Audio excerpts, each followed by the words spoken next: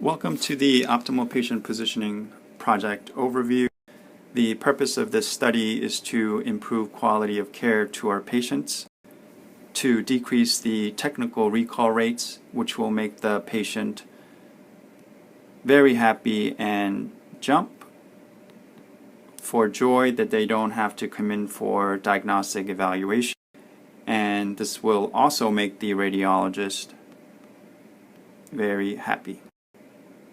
The criteria is adopted from the ACR guidelines.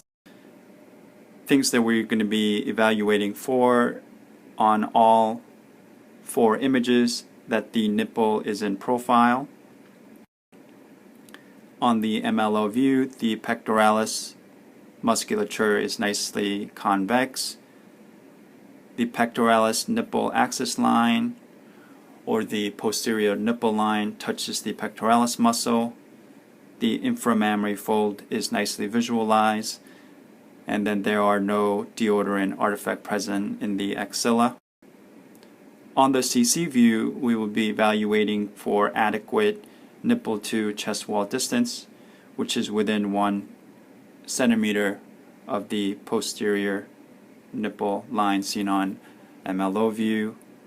Make sure there's inclusion of the lateral edge and medial edge of the breast on CC view. And also we will be looking for motion blur, which can limit assessment for calcifications. And we will be looking for skin folds and air gap, which also limits assessment. Case 1 is an example of good positioning. So on CC view, nipple on the left and nipple on the right are in profile. There is good inclusion of the medial tissue as well as lateral tissue.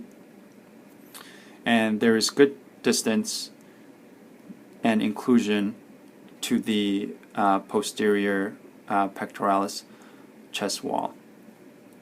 No significant motion, skin fold are noted. And on the MLO view, the pectoralis musculature is nicely convex. The posterior nipple line touches the musculature there. Great inclusion of the inframammary fold, although there is some darkened artifact from air gap seen, and no significant deodorant artifact is present.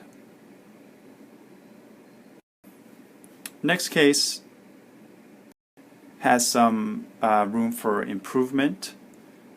First of all, the good part is that nipples are in profile. The distance to chest wall is a little short here. We do not need to include the contralateral breast, and then both the medial and lateral edge are not optimally visualized, and then there's some blurriness here due to motion. Then on the MLO view, so this nipple is not in profile. There is poor visualization of both inframammary fold, and there is darkened air gap also present.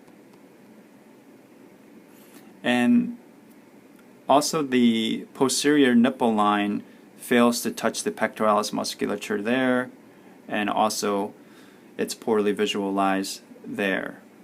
And here this darkened artifact is also from skin fold. So there are a few things that we could improve in this patient positioning. So in summary, we talked about how to optimize the CC view, the MLO view, and other things to look for. Each mammo technician, we will evaluate 30 cases with maximum of 28 points for perfect positioning. And once the scores are tallied, we will one-on-one feedback session, hoping to improve patient positioning for better visualization on CC and MLO view.